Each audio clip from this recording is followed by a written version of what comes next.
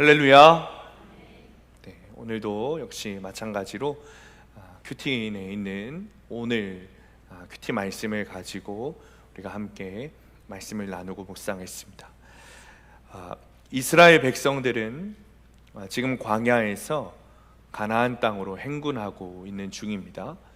기본적으로 가나안 땅은 하나님께서 구별하신 그리고 약속하신 거룩한 땅입니다. 물론 가나안 땅에 들어간다고 해서 모든 사람들이 거룩하게 사는 것은 아닙니다. 계속해서 죄와 싸워야 한다는 것을 우리는 알고 있습니다. 가나안 땅에서 이스라엘 백성들이 하나님을 향해서 범죄하는 모습들을 보면 우리가 알 수 있는 것이죠.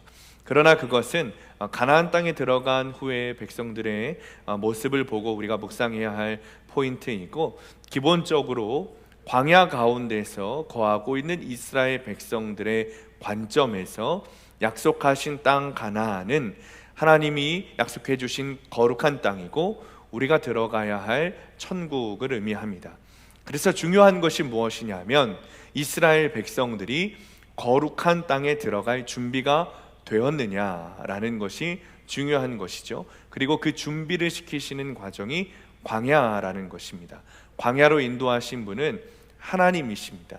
그리고 그 이유는 가나안에 들어갈 수 있도록 그들을 훈련시키시는 거예요. 가나안 땅에 들어갈 준비를 시키시는 거죠. 그래서 광야에서 출애굽한 그 장소에서 가나안까지 1년 만에 갈 수 있는 거리임에도 불구하고 40년이라는 세월을 이스라엘 백성들을 광야 가운데 두시고 훈련시키셨다라는 사실을 우리가 알고 있습니다. 이런 맥락 가운데 민수기의 말씀은 1장부터 4장까지 진영을 구축하는 말씀으로 나와 있죠. 그 진영을 구축하는 말씀에서 이제 백성들의 정결에 대한 말씀으로 넘어가고 있어요. 진영 중심에 회막을 두라는 주님의 말씀, 회막을 향하여 진을 치라 라는 주님의 말씀에서 나와서 이스라엘 백성들의 정결함, 거룩함에 대해서 주님 말씀하고 계십니다. 각 사람이 흠이 없어야 한다는 것을 계속해서 주님 강조하고 계십니다. 그러나 이 진영에 대한 말씀과 개인의 정결함에 대한 말씀이 동떨어져 있는 것은 아닙니다. 아주 연관되어 있어요. 밀접하게. 이스라엘 백성들은 광야 가운데서 하나님의 백성인 동시에 하나님의 군사로 살아가고 훈련받는 중이었습니다. 그래서 백성들이 모여있는 모습을, 평상시의 모습을 진영으로, 군대의 모습으로 있도록 주님께서 말씀하셨죠. 그런데 이것이 왜 개인의 정결함과 연관되어 있는 것인가? 이스라엘 백성들은 하나님의 군대였습니다. 즉 이스라엘 백성들이 하나님의 군대가 되기 위해서는 무기를 잘 갖추거나 백전백승의 전술을 갖추거나 용맹하도록 담력을 기르는 훈련을 하는 것이 아니에요. 하나님의 군대가 되기 위해서는 가장 큰 조건이 무엇이었냐면, 가장 큰 훈련이 무엇이었냐면 하나님과의 관계를 올바르게 하는 것이 가장 큰 조건이자 훈련이었다는 것이죠. 이스라엘 백성들은 광야 가운데서 육적으로나 영적으로 수많은 전쟁을 치르게 되지만 이 전쟁의 승패가 어디에 달려 있는가 하면 이스라엘의 강함과 약함이 아닙니다. 또 적들의 강함과 약함도 아니라는 것이죠. 오직 하나님과의 관계에 달려 있다는 것이에요. 그래서 저번 주에 우리가 함께 나누었듯이 하나님 중심의 삶, 예수 그리스도 중심의 삶, 회막 중심의 삶, 다시 말하면 예배 중심의 삶을 살아야 한다는 것이죠. 예배 중심의 삶을 사는 것이 하나님과의 관계를 친밀하게 유지하는 분명한 방법이다. 우리가 저번 주에 함께 묵상했습니다. 그리고 수요일에도 사무엘상의 말씀을 가지고 함께 나누었는데, 사무엘상 7장 말씀을 보면 이스라엘과 블레셋 간의 전투가 나옵니다. 그런데 그 전투 가운데 이스라엘 백성들이 블레셋에게 아주 크게 패했습니다. 이스라엘 군사 4만 3천 명이 죽는 대패를 했죠. 그때 사무엘이 이스라엘 백성들에게 이렇게 말했어요. 사무엘상 7장 3절에 사무엘이 이스라엘 온 족속에게 말하여 이르되 만일 너희가 전심으로 여호와께 돌아오려거든 이방 신들과 아스라롯을 너희 중에서 제거하고 너희 마음을 여호와께로 향하여 그만을 섬기라. 그리하면 너희를 블레셋 사람의 손에서 건져내시리라. 그러니까 블레셋과의 전투에서 이스라엘 백성들이 패한 이유는 전투 능력이 없어서가 아니라는 거예요. 어떤 강력한 무기가 없어서도 아니고 병법이 잘못돼서 진 것도 아니라는 것이죠. 하나님께 예배하지 않고 이방신을 섬기고 우상에게 예배했기 때문에 이스라엘 백성들이 패배했다라는 거예요. 하나님과의 관계가 무너졌기 때문에 블레셋 군대에 아주 대패를 했다라는 것이 사무엘 선지자가 말하는 거예요. 동시에 사무엘이 뭐라고 말하냐면 그 우상들을 제거하라. 그리고 주님께 마음을 향하여 예배하라. 오직 너희의 전심을 다하여 너희 마음을 다해 예배하면 하나님께서 너희를 블레셋 사람의 손에서 건져내 주시리라. 사무엘이 이렇게 말하는 거죠. 실제로 이스라엘 백성들은 사무엘의 말을 듣고 미스바라는 장소에 모여서 예배하기 시작했습니다. 모여서 예배하면서 회개하기 시작했어요. 그리고 다시 블레셋과의 전투가 일어났습니다. 여러분 어떻게 되었을까요? 사무엘상 7장 10절 말씀 이렇게 되어 있습니다. 사무엘이 번제를 드릴 때, 그러니까 예배를 드리고 있다는 거예요. 블레셋 사람이 이스라엘과 싸우려고 가까이 왔다. 지금 예배 드릴 때 블레셋 사람들이 싸우려고 왔어요. 그날에 여호와께서 블레셋 사람에게 큰 우레를 발하여 그들을 어지럽게 하시니 그들이 이스라엘 앞에 패한지라. 아멘. 그러니까 사무엘과 이스라엘 백성들이 예배를 회복했어요.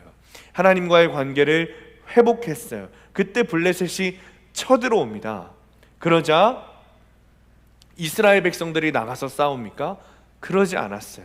하나님께서 우레소리, 천둥을 발하여 블레셋 사람들을 혼비백산에서 달아나게 했다는 거예요.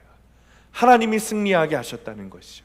여러분, 하나님께 예배하는 자가 승리하는 줄 믿으시기 바랍니다.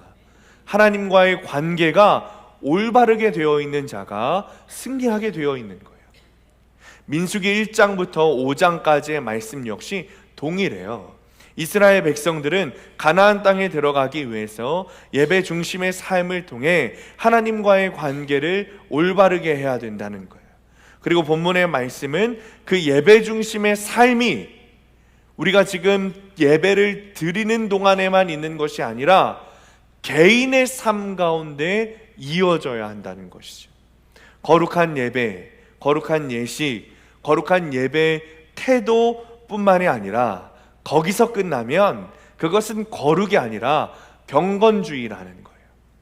주님 앞에서, 사람 앞에서 경건한 척 한다는 것이죠. 그러니까 삶이 예배가 되지 않으면 여러분 아무리 백날 천날 예배해도 주님은 그 예배를 받지 않으세요. 우리가 드리는 이 예배가 삶으로 이어져야 한다는 거예요. 그렇다면 그 삶의 예배가 무엇이냐? 바로 정결함이라는 것이죠. 거룩함이라는 거예요. 내 개인의 삶에서, 예배당 안에서가 아니라 예배당 밖에서의 삶이 정결하고 거룩해져야 한다는 것입니다. 자, 본문 11절부터 15절 말씀 우리 함께 읽습니다. 시작. 여호와께서 모세에게 말씀하여 이르시되 이스라엘 자손에게 말하여 그들에게 이르라. 만일 어떤 사람의 아내가 탈선하여 남편에게 신의를 저버렸고 한 남자가 그 여자와 동침하였으나 그의 남편의 눈에 숨겨 드러나지 아니하였고 그 여자의 더러워진 일에 증인도 없고 그가 잡히지도 아니하였어도 그 남편이 의심이 생겨 그 아내를 의심하였는데 그의 아내가 더럽혀졌거나 또는 그 남편이 의심이 생겨 그 아내를 의심하였으나 그 아내가 더럽혀지지 아니하였든지 그의 아내를 데리고 제사장에게로 가서 그를 위하여 보리가루 10분의 1 에바를 헌물로 드리되 그것에 기름도 붓지 말고 유향도 두지 말라. 이는 의심의 소재요 죄악을 기억나게 하는 기억의 소재라. 아멘. 아멘. 사실 오늘 본문 말씀은 여성들이 듣기에 또 남성들이 듣기에도 조금 불편한 말씀이 담겨져 있습니다. 그리고 좀 이해하기 어려운 말씀들이에요. 여자들은 자기가 외도했다는 의심만 당해도 저주의 쓴물을 마셔야 됐어요. 실제로 그렇지 않아도 의심만 당해도 그랬다는 거예요. 제사장 앞에 가면 머리를 풀고 서 있어야 돼요. 의심만 당했다는 이유로, 그리고 미움을 샀다는 이유로. 또 여인들은 어떤 일을 해야 됐냐면 제사장 앞에서 곡식을 들고 서 있어야 됐어요. 굉장히 부끄러운 일인 것이죠. 어떻게 하냐, 또 제사장은 성막 바닥에 있는 흙을 긁어다가 물에 탔어요. 그리고 그 여인은 그 물을 마셔야 됐습니다. 여러분, 억울하지 않습니까? 나중에 무죄 판결 났어요. 무죄 판결 나도 의심한 남편에게는 어떤 조치도 취해지지 않습니다. 참 이해가 되지 않는 부분이죠. 불편하고 어려운 일이에요. 물론 요즘에는 맞고 사는 아내보다 맞고 사는 남편이 더 많다, 뭐 이런 뉴스를 본 것도 같습니다. 누가 사회적 약자인지는 각자의 가정에서 해석해야겠습니다만, 어쨌든 참 억울하고 불편한 면이 많은 것이죠. 이제 여러분들은 가정 문제로 저에게 찾아오시고 상담을 요청하시면 두 분은 제 앞에 딱 쓰셔가지고 머리를 풀고 곡식을 들고 서 계시기 바랍니다. 물론 농담입니다만 지금 2023년에 사는 우리는 무언가 조금 이해하기 어려운 거예요. 어려운 것이 사실이죠. 또 저는 이런 생각이 들었어요. 난 저 때 태어났으면 맨날 진영 밖에서 진치고 살아야겠다 라는 생각이 들었죠. 그리고 내가 만약 당시 여인이었다면 저 때 여자로 태어났으면 맨날 머리 풀고 저주의 쓴물도 마시고 그랬을 것 같다라는 생각을 좀 하게 됐습니다. 그런데 오늘 본문을 잘 살펴보면 당시 남자가 여자를 무시해도 되고 막 의심해도 되고 뭐 그런 의미의 것이 아니라는 거예요. 구약시대가 가부장적 문화라고 할지라도 남자가 바람 피울 때는 처벌할 특별한 방법이 없는데, 방법이 마땅치 않은데, 이 남편 때문에 여자가 의심을 받고 이런 신문 가정을 받는 것이 참 억울해 보이지만, 사실 이 과정은 제사장이 보는 것이 아니라, 또는 법정에 가서 재판장이 보는 게 아니라 하나님이 보신다라는 것이죠. 그러니 하나님이 보시는 이런 재판 과정이 있기 때문에 남편 역시 함부로 여자를 의심하지 못하는 거예요. 그런 어떤 안전장치를, 여자들에게 어떤 안전장치를 주신 것이죠. 이 재판 과정이 다소 억울해 보이고 이상해 보이지만 사실은 오히려 남편의 편을 든 것이 아니라 남편들이 함부로 의심하지 못하도록 힘없는 아내들, 소외된 여자들을 그 억울함을 표현해 주는, 모면할 수 있는 은혜를 주신 것이 오늘 이 법이다라는 것이죠. 15절 말씀 보면 이렇게 말해요. 그의 아내를 데리고 제사장에게로 가서 그를 위하여 소제를 드리라, 이렇게 말하죠. 그를 위하여 소제를 드리라. 근데 여기서 말하는 그가 누구냐면 남편이 아니라 아내예요. 그러니까 남편을 위하여 소제를 드리는 것이 아니라 아내를 위하여 소제를 드리라는 거예요. 쉬운 성경을 보면 15절 말씀에 남편은 아내를 데리고 제사장에게로 가거라. 그때 남편은 아내를 위해 바칠 제물도 가져가거라. 그러니까 오늘 본문의 말씀은 단순히 외도의 문제, 음란의 문제를 말하는 것도 아니고, 또 단순히 남편의 정당하지 않은 의심에 대해서 말하는 것도 아니에요. 음란과 외도도 가정을 깨트리는 문제고, 의심도 가정을 깨트리는 문제입니다. 그러니까 오늘 본문 말씀은 가정 공동체 가운데 있는 의심과 음란의 문제로 인한 부정함, 가정의 부정함에 대해서 말하고 있는 거죠. 그러니까 남편이냐 아내냐 이게 갈라치거나 남자나 여자냐 뭐 이렇게 갈라치는 것이 아니라 가정 공동체 안에서 흐르는 부정함을 끊고 정결한 거룩한 가정 공동체로 세워져야 한다는 것이 오늘 본문의 말씀인 것이죠. 성막 가운데서 아무리 거룩하게 예배를 드려도 여러분 가정 가운데서 거룩하지 않으면 그것은 거룩하지 않다는 거예요. 특별히 오늘 본문 가운데서 말하는 외도의 문제, 음란의 문제는 가정을 깨트리는 아주 큰 죄죠. 의심의 문제도 마찬가지예요. 부부들 간에 의심하는 문제, 신뢰가 깨져버리는 것 역시 가정을 깨트리는 문제죠. 아무리 거룩하게 예배드리고 예전적으로 예배를 드려도 내 삶에서, 특별히 가정에서 정결함으로 거룩함으로 살아내지 않는다면 아무런 소용이 없는 거예요. 여러분, 가정 공동체가 뭡니까? 나를 가장 잘 아는 사람들이 모여 있는 것이 가정 공동체예요. 사실 생각해보면 나는 직장에서는 얼마든지 정결한 척 속일 수 있습니다. 교회에서도 얼마든지 거룩한 척 속일 수 있어요. 그러나 가정에서는 속이지 못하는 것이죠. 한 설문조사에 많은 목사의 사모들이 남편의 설교에 은혜 받지 못한다라고 고백합니다. 그 이유가 뭐냐면 설교와 삶이 다르다는 거예요. 교회에서는 신실한 목사로 살아가는 것처럼 보이고 설교를 거룩하게 할 수는 있지만 내가 가장 잘 아는 그 가정에서 남편의 모습은 설교와 다르다는 것이죠. 그래서 남편의 설교에, 목사의 설교에 은혜 받지 못한다라는 거예요. 박혜란 목사님이 쓴 목사의 딸이라는 책을 보면 아버지였던 박윤선 목사님과 있었던 일들이 기록되어 있습니다. 그런데 이 책을 그 박윤선 목사님, 박혜란 목사님의 아버지 되시는 박윤선 목사님이 속해 계셨던 교단에서 절대 읽어서는 안 되는 책으로 규정했어요.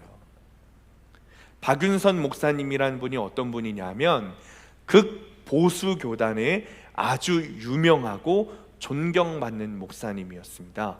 그 교단을 일으켜 세웠다고 평가받는 목사님이세요.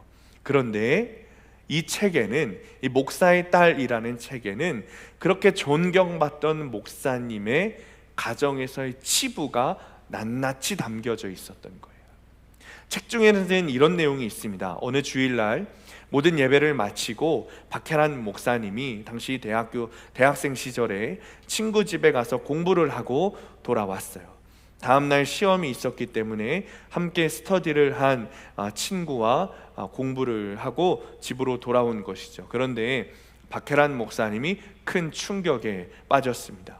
공부를 하고 집에 돌아와서 대문에 초인종을 띵동 하고 눌렀는데 그냥 문을 열어주시는 것이 아니라 새어머니가 나오셨다는 거예요.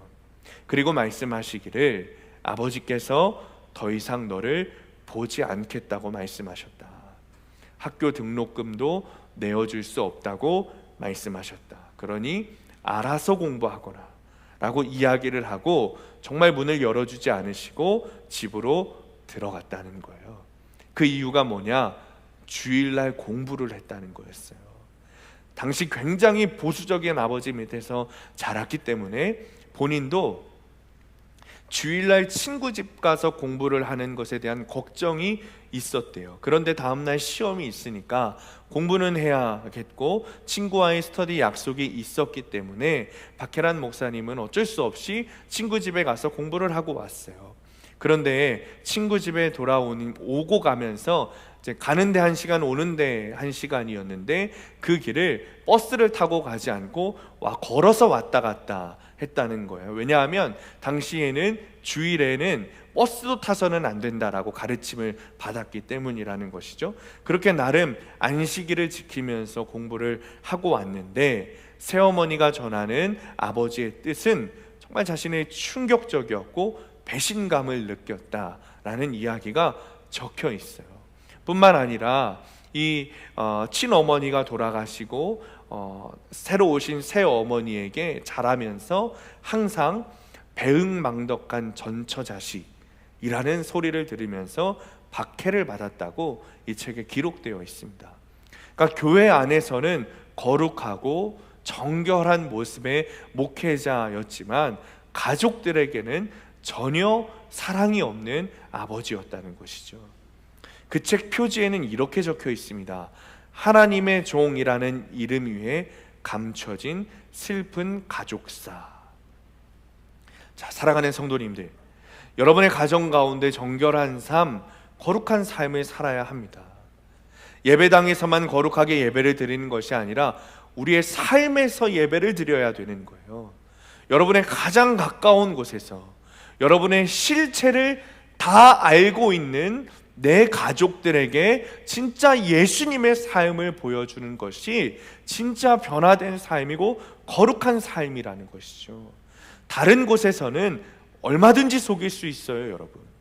직장에서 얼마든지 속일 수 있어요. 교회에서 얼마든지 속일 수 있습니다. 그런데 그렇게 맨날 속이며 살다 보면 남을 속이다 나도 속게 되는 거예요. 진짜는 내 모든 것을 다 알고 있는, 내 정체를 다 알고 있는 가정에서의 거룩함과 정결함이죠. 여러분, 내가 변하지 않으면 가정은 변하지 않습니다. 가정이 변하지 않으면 교회도 변하지 않습니다. 결국 가정에서 정결해야 주님 앞에서도 정결한 거예요.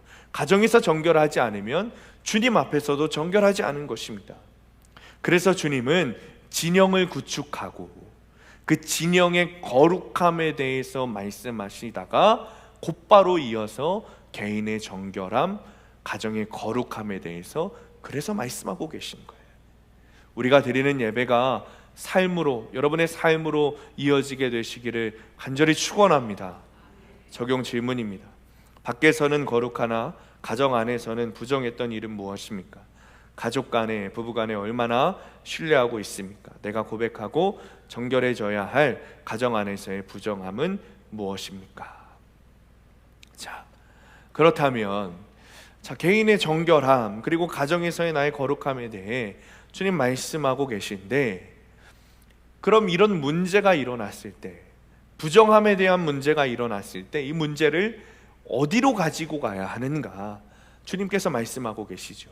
내가 고백하고 정결해야 할 그 가정의 문제를, 내 개인의 정결함의 문제를 어디로 가져가야 하는가? 주님이 말씀하고 계세요. 16절 말씀 우리 함께 읽습니다. 16절 시작. 제사장은 그 여인을 가까이 오게 하여 여호와 앞에 세우고. 아멘. 아멘. 여러분, 모든 삶의 문제 가운데 여러분은 그 문제를 어디로 가지고 가고 계세요? 자, 남편이 가정의 문제를 제사장 앞에 가지고 갔고, 제사장은 그 문제를 여호와 앞에 가지고 갔어요. 여러분, 누구에게나 문제는 있습니다. 문제 없는 삶은 없어요. 고난 없는 삶은 없습니다. 중요한 건 그 문제를 어디로 가지고 가느냐라는 거죠. 우리는 모든 문제를 여호와 앞에 가지고 가야 합니다. 할렐루야. 그것이 지금 이 광야 가운데서 하나님께서 이스라엘 백성들에게 훈련시키시는 이유이고, 이스라엘 백성들을 광야로 인도하신 이유가 여기에 있는 거예요. 주님은 광야에서 오직 주님만 보이게 하셨습니다. 왜요? 아무것도 없는 광야니까 볼 수 있는 게 주님밖에 없는 거예요. 그런 환경을 만들어 놓으시는 거예요. 그러니 문제가 생기면 주님만 바라볼 수밖에 없게 했어요. 우리 안에 어떤 문제가 생겼다면 우리는 그 즉시 주님께 가지고 와야 돼요. 성도들 중에는 기도를 하고 묵상을 하면서도 세상에서 일어나는 일들, 문제들을 교회로 가지고 오려고 하지 않습니다. 문제를 들고 하나님 앞으로 오려고 하지를 않아요. 기도는 합니다. 그런데 가지고 오지 않아요. 직장의 문제, 가정의 문제, 자녀의 문제, 학업의 문제, 그 장소에서 그 문제를 해결해야 된다고 믿어요. 이게 무슨 말이냐? 기도는 합니다. 기도는 해요. 그런데 정작 그 문제에 대한 해답은 하나님 앞에서, 말씀 앞에서 찾으려고 하는 것이 아니라 세상에서 찾으려고 한다는 거예요. 기도는 합니다. 그런데 우리가 구하는 그 방법은, 그 기도의 내용은 주님의 방법을 구하는 것이 아니라 세상의 방법으로 주님께서 날 도와주시기를 원하는 거죠. 그런 거예요. 기도는 해요. 그러나 여전히 세상이 가르쳐주는 해결 방법을 사용해요. 기도는 하지만 그것을 보고 주님께서 나에게 문제를 가지고 왔구나 라고 보시지는 않는 거죠. 교회 일은 교회에서, 세상 일은 세상에서 라고 말해서는 안 됩니다. 여러분, 가정의 일 자꾸 숨기시려고 하는데 주님 앞에 가지고 오세요. 말씀 앞에 가지고 오세요. 교회 일도 주님 앞에, 세상 일도 주님 앞에, 가정 일도 주님 앞에, 자녀의 일도 주님 앞에 가지고 와야 하는 겁니다. 우리는 늘 주님 앞에서 물어야 돼요. 여러분, 이것이 우리의 기본이 되어야 합니다. 우리의 문제를 일단 하나님 앞에 가지고 나가서 우리의 생각과 어떤 판단이 아니라 하나님 앞에 묻겠다라는 믿음과 마음이 우리 가운데 있어야죠. 이것이 이스라엘 공동체의 기본이었고 우리 수함교회 공동체의 기본이 되어야 합니다. 그렇다면 오늘날 하나님 앞에 가져온다, 문제를 가져온다 라는 것이 어떤 것이겠습니까? 말씀 앞에 가져온다는 것이겠죠. 말씀으로 오신 예수님, 말씀이 되신 예수님, 말씀 그 자체이신 예수님께로 가지고 와야 되는 거예요. 여러분, 제가 비밀 하나 알려드릴게요. 이 민수기라는 것이 우리 저번 주에 무슨 뜻이라고 했죠? 백성들의 수를 세다. 잘 기억하고 계시네요. 백성들의 수를 세다 라는 뜻이죠.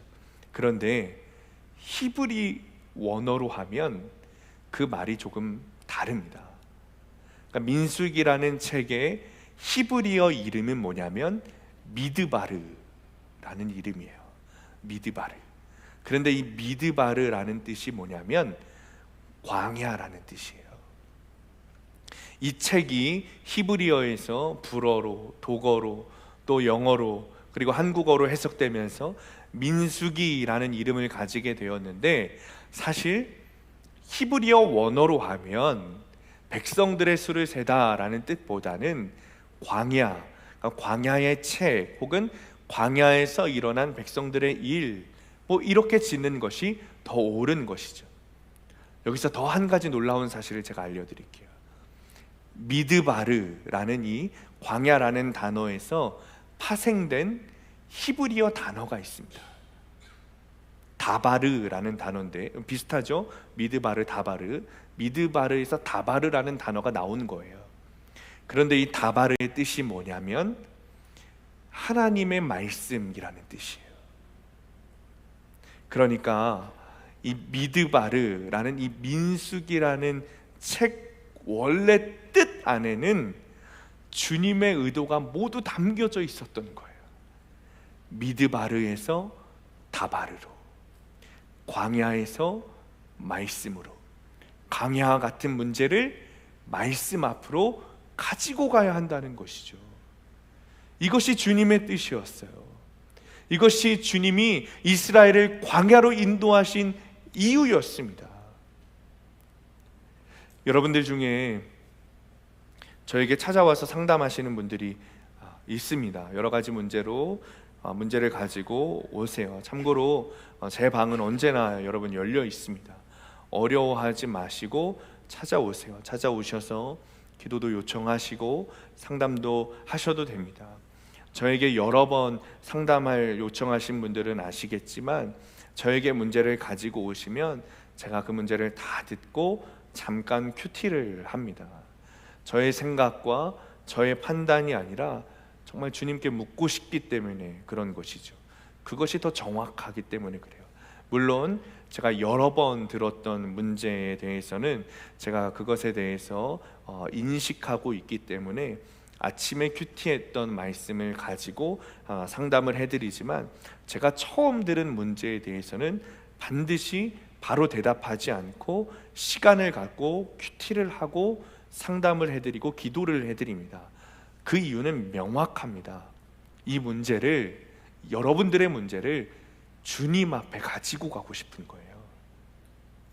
주님께 묻고 싶은 거죠. 큰 문제, 작은 문제 없습니다, 여러분. 늘 내가 가지고 있는 문제가 가장 큰 문제고 내가 겪는 고난이 가장 큰 고난입니다. 그리스도인인 우리에게 중요한 것은 이 문제가 크고 작고가 아니에요. 이 고난이 힘드냐 안 힘드냐가 아닙니다. 그리스도인에게 중요한 것은 나의 문제를, 나의 삶의 문제를, 내 삶 자체를 주님께 물었느냐, 주님 앞에 가지고 갔느냐, 이것이 중요한 것이죠. 때로는 말씀이 잘 해석되지 않을 때도 있습니다. 때로는 황당한 말씀을 들을 때도 있습니다. 그러나 주님이 반드시 이 말씀을 통해 저와 여러분에게 하실 말씀이 있다고 믿는 것이죠. 자, 17절부터 21절까지 말씀 보아도 그렇습니다.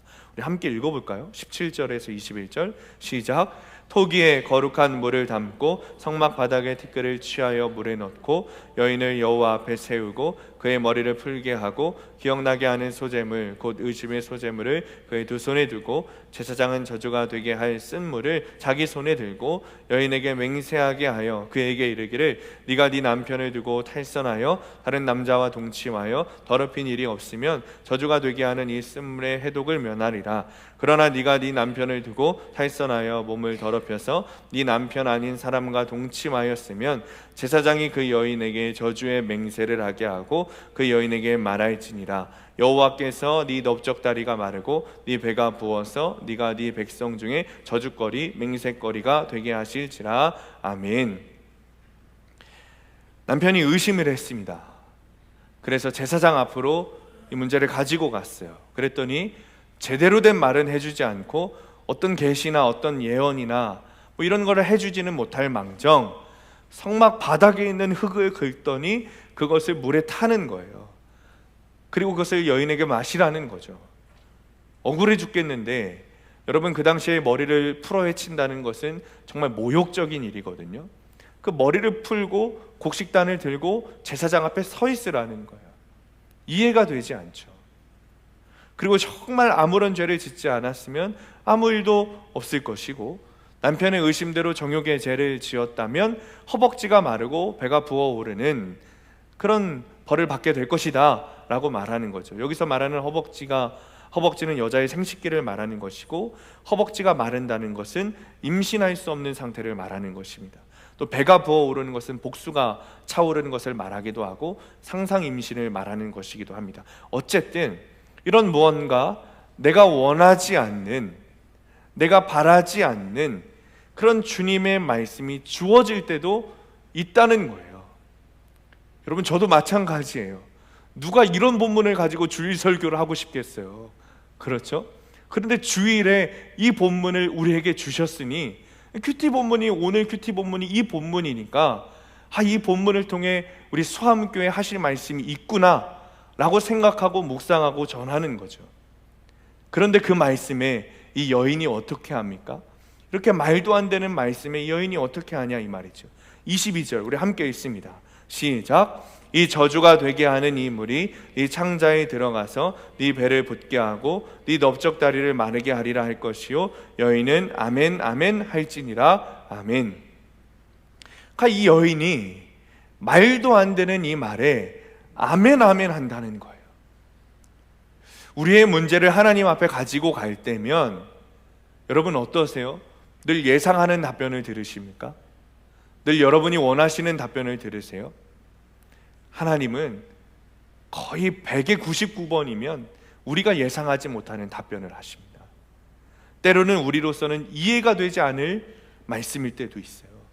그때 성도들의 반응이 나뉘어요. 하나님의 말씀이 믿어지지 않는다는 이유로, 이해가 되지 않는다는 이유로 이 말씀은 나에게 주신 말씀이 아니야 라고 말하면서 내가 원하는 말씀이 나올 때까지 성경을 뒤적뒤적 하거나 또는 세상의 방법을 찾아가죠. 이해가 안 된다고는 하지만 실은 주님의 말씀이 마음에 들지 않는 거예요. 내 마음에 안 드는 거죠. 그런데 또 반대로 이해가 되지는 않지만, 내가 예상한 답변은 아니지만, 내 마음에 들진 않지만 그래도 주님이 주신 말씀이니 아멘 아멘 하며 순종하는 성도가 있다는 거예요. 여러분, 어떤 성도가 되시겠습니까? 우리는 아멘 아멘 하는 성도가 되어야 합니다. 제가 잘 아는 크리스천 가정이 있습니다. 유산 문제로 다툼이 생겼어요. 형제들 간에. 들어보니까 물려받을 유산이 그렇게 많은 것도 아닙니다. 그런데 형제들끼리 다툼이 생겼어요. 그러자 이 남편이 화가 난 거예요. 교회 다니는 이 남편이 화가 났어요. 그래서 자기 아내와 자녀들을 불러 모아서 말하기를, 내가 부모님의 유산을 물려받지 않아도 좋다. 그러니까 우리 싸우지 말고 화내지 말고 그냥 을을 끊고 살자. 그러니까 하나님이 이 가정이 형제들 간에 여러 다툼들이 있었던 모양이에요, 그동안 살면서. 그러니까 하나님이 이참에 끊어지게 하시나 보다 라고 했다는 거죠. 그것에 대해 자녀들도 동의를 했다는 거예요. 그 이야기를 듣는데 그날 월요일이었어요. 그날 묵상한 월요일 말씀이 생각이 났어요. 민수기 3장 말씀이죠. 그리고 하나님이 마음을 주셨어요. 그래서 이렇게 말씀드렸어요. 오늘 큐티를 한 내용을 보면 아론의 아들인 나답과 아비후가 제사장이 되었는데 그들은 하나님이 허락하신 불이 아니라 다른 불을 들이다가 후손을 낳지 못하고 죽었습니다. 불을 들인 것은 제사의 절차에 맞는 일이었지만 하나님이 말씀하신 불이 아니라 다른 불을 들였다는 것이 문제였습니다.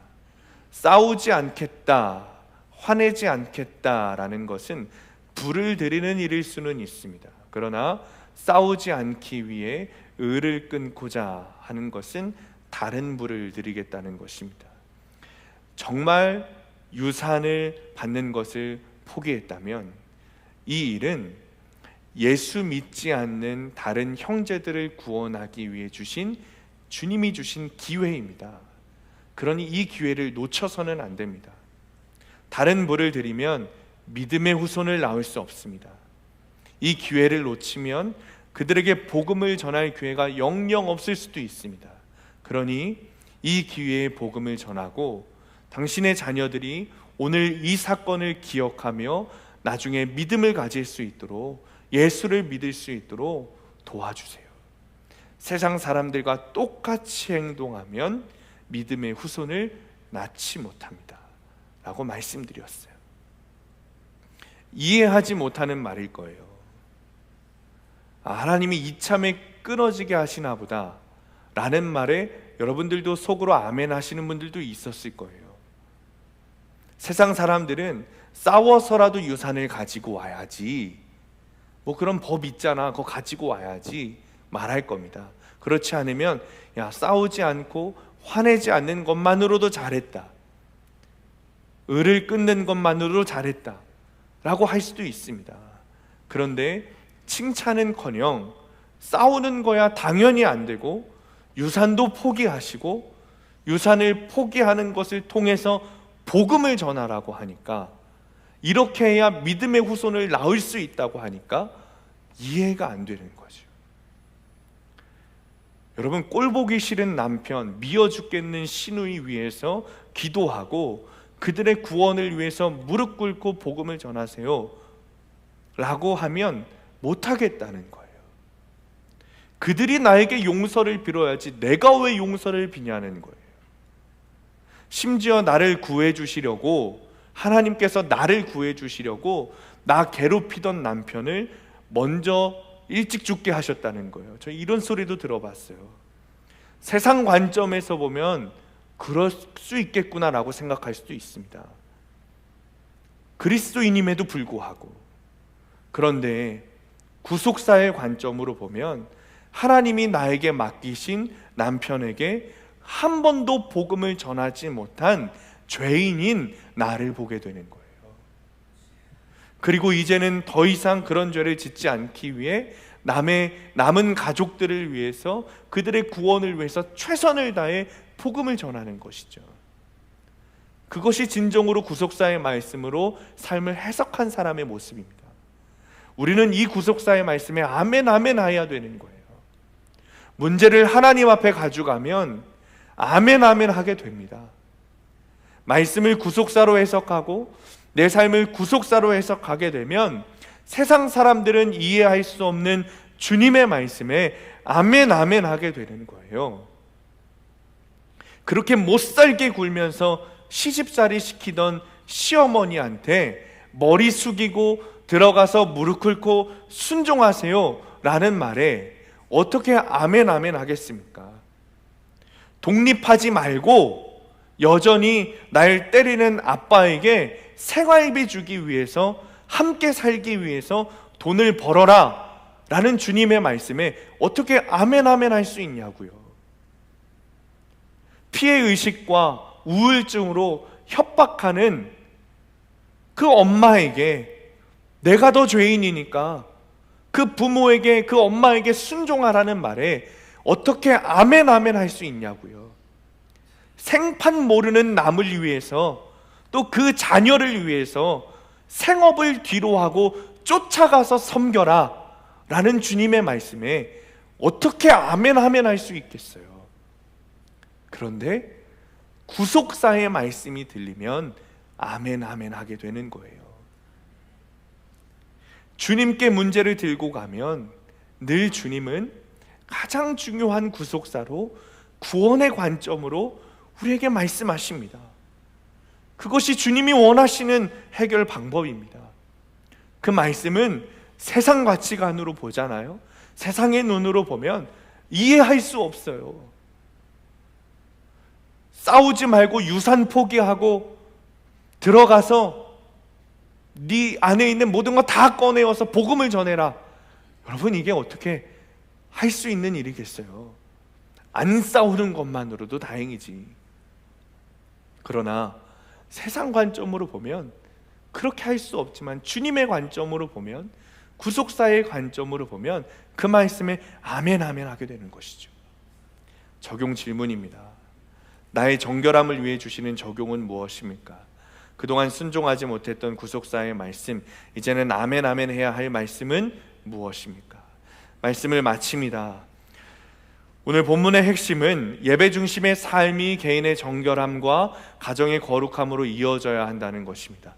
거룩함은 우리의 힘으로 가능한 것이 아닙니다. 미드바르가 다바르가 된 것처럼 내 삶을, 내 삶의 문제를 하나님 앞에, 오직 말씀 앞에 가지고 왔을 때 가능한 것이죠. 그리고 우리에게 주신 구속사의 말씀에 아멘 아멘 하고 순종하고 응답할 때 거룩해지는 거예요. 오늘 이 예배당을 나가면, 여러분, 제가 예언 하나 할게요. 여러분들이 오늘 이 예배당을 나가면 여러분들 각자의 삶에서 반드시 영적 전쟁을 치르게 될 것입니다. 우리는 그냥 사는 존재들이 아니에요. 계속해서 영적 전쟁을 치르고 있는 존재들이죠. 수많은 문제를 만날 것이고 고난을 겪는 광야의 길을 걷게 될 것입니다. 그러나 그것이 무엇이 되었든지 간에 주님 앞으로 가지고 오세요.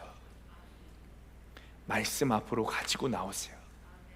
그러면 주님이 반드시 응답하시고 반드시 해결하십니다. 그 모든 응답 가운데 아멘 아멘으로 순종하고 주님이 주시는 은혜를 누리시게 되시기를 간절히 축원합니다. 22절 말씀 붙들고 기도합니다. 이 저주가 되게 하는 이 물이 네 창자에 들어가서 네 배를 붓게 하고 네 넓적다리를 마르게 하리라 할 것이요, 여인은 아멘 아멘 할지니라. 주님, 우리의 모습이 경건주의에서 벗어나게 되기를 원합니다. 경건한 척하면서 의시되는 것이 아니라 정말 우리의 삶이 정결하고 거룩하게 되기를 원합니다. 특히 우리의 가정에서, 주님, 나의 치부를 가장 잘 아는 이 가정에서 변화되어 거룩한 삶을 살게 하여 주옵소서. 여전히 세상 가치관으로 살아가는 우리의 모습을 주님 용서하여 주옵소서. 기도는 하지만 하나님 앞에 문제를 가져가지 못하고 여전히 세상의 해결 방법으로, 세상의 가치관으로 해결되기를 원하는 우리의 모습을 용서하여 주옵소서. 주님, 이제 우리의 모든 삶이 주님 앞에서, 말씀 앞에서, 하나님 앞에서 아멘하는 삶의 예배로 드려지게 되기를 주님 인도하여 주옵소서. 시간에 주님 이름 부르시고 함께 기도하겠습니다. 주여, 아버지 하나님, 주님 아버지, 내가 경건주의에서 벗어나게 되기를 원합니다. 하나님, 정말 거룩하고 정결한 삶이 되기를 원합니다. 경건한 척하며 의시되며 사는 것이 아니라 우리의 삶이 정말 정결함으로 거룩함으로 살아가게 되기를 원합니다. 특별히 나의 친구를 가정자를 우리 가정에서 하나님, 나의 모습이 삶 삶이 변화되게 되기를 원합니다. 하나님 예수 그리스도의 삶이 나의 가정에서 변화되기를 원합니다.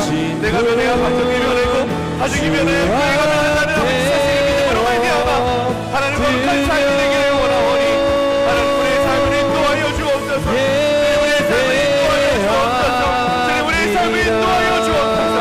기도는 하지만 여전히 하나님 앞으로 가져가지 못하는 문제들이 있습니다. 기도는 하지만 여전히 숨기고 싶은 가정의 문제들이 있습니다. 하나님 드러내게 하시옵소서. 주님 앞에 드러내고 말씀 앞에 드러내고 주님 앞에 드러내고 아버지가 앞에서 주님 아버지 말씀으로 응답받아 순종하는 삶이 될 수 있도록 하나님 도와주옵소서. 아버지 우리의 모든 삶이 주님 앞에 가져가게 되기를 원합니다. 우리의 모든 삶이 주님 앞에 아멘하는 삶이 되기를 원합니다. 우리의 모든 삶이 아멘하는 삶이 되기를 원합니다. 모든 삶이 주님에게 순종하는 삶이 되기를 원합니다. 하나님 이제는 해결되는 모습들이 있게 하여 주옵소서. 이제는 정말 우리의 그 모습들이 하나님 앞에서 주님 앞에 들어가 아주 감사한 삶이 살 수 있도록 하나님 정말 주님 앞에 그 모습의 삶이 될 수 있도록 하나님 도와주옵소서. 이제는 이 모든 삶이 정말 주님께 드려지기를 원하오니 아버지 우리의 모든 삶이 삶의 예배가 되게 하여 주옵소서. 삶의 예배가 되게 하여 주옵소서. 삶의 예배가 되게 하여 주옵소서. 하나님 주님 아버지 여전히 우리에게 산적해 있는 문제들이 여전히 우리에게 넘쳐나는 문제들이 있습니다. 아버지 이것들의 해결 방법이 주님이 되시기를 원합니다. 그것의 해결 방법이 말씀이 되기를 원합니다. 이해가 되지 않아도 아버지 내 세상의 가치가 들어보면 아버지 말도 안 되는 것이어도 하나님 구원을 주고 천장의 말씀을 하나님 전하며 아버지 살아갈 수 있도록 살아갈 수 있도록 삶의 예배가 될 수 있도록 도와주옵소서. 주님 감사합니다. 우리가 믿음으로 예배하게 하시고 거룩한 예배를 드리게 하시니 주님 감사합니다. 주님 우리가 드리는 예배가 이곳에서 끝나지 않고 우리의 삶에서 드려지게 하여 주옵소서. 정결한 삶이 되게 하시고 거룩한 가정이 되게 하여 주옵소서.